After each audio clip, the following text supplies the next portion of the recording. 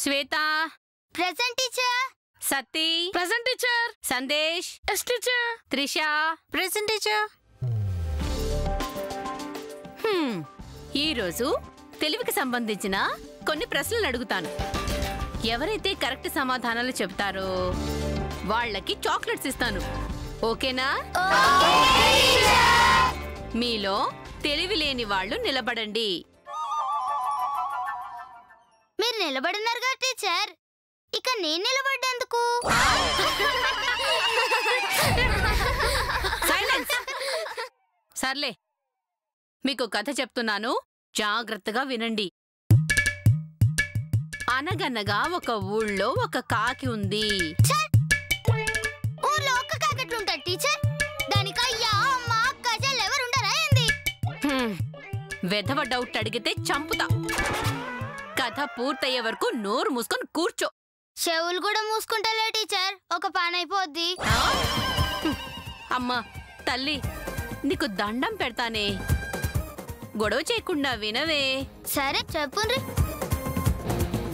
ఒక ఊళ్ళో ఒక కాకి ఉంది. దానికి బాగా దాహం అయింది. నీళ్ల కోసం ఊరంతా తిరిగింది. ఎక్కడా నీళ్లు దొరకలేదు. చివరికి దానికో కుండ కనిపించింది. అందులో అడుగున నీళ్లున్నాయి. కానీ పాపం ఆ కాకి నీళ్లు అందలేదు. టీచర్, మీ కట్టెకి మేము అవలగానే కనిపిస్తున్నామా? ఎందుకురా? మరి లేకుంటే ఏంది టీచర్? నీళ్లు నోటితో తాగుతారు కానీ ముక్కుతో ఎలా తాగుతారు టీచర్?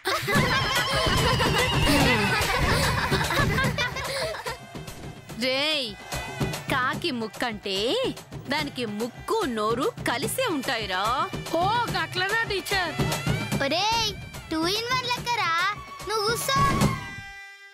అప్పుడు ఆ కాకి కుండలో నీళ్లు తాగడానికి ఒక ఉపాయం ఆలోచించింది. వెంటనే పక్కనే ఉన్న రాళ్లు తీసుకొచ్చి కుండలో వేసింది. దాంతో అడుగున ఉన్న నీళ్లు పైకొచ్చాయి.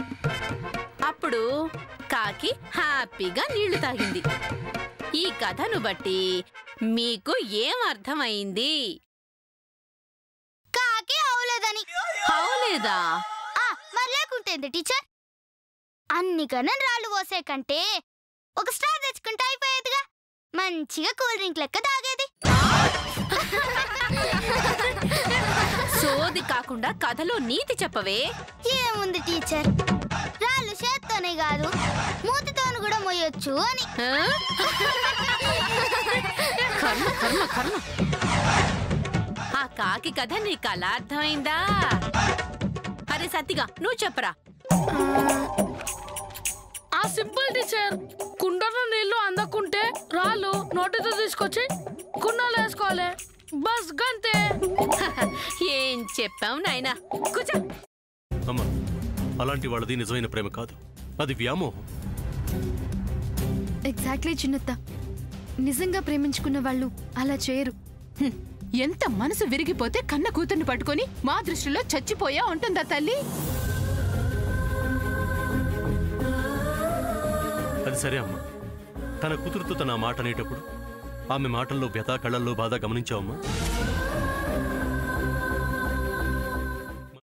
పెద్దబాబుకు బర్త్డే విషెస్ చెప్పు కూడా వెళ్ళాం కదా. ఊరికే ఎలా కాలిపోతుంది? మంట పెడితేనో పడితేనో తగలబడుతుంది.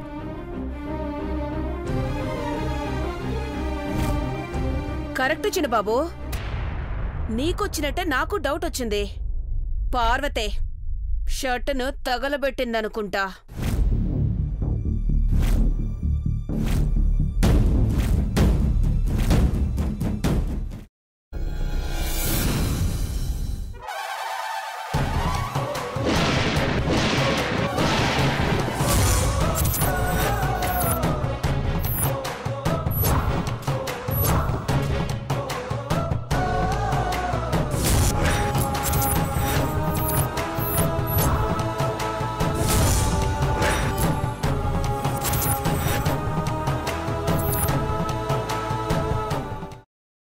తర్వాత పొట్టు తీసేసి చాప్ చేసి పక్కన పెట్టుకోవాలి.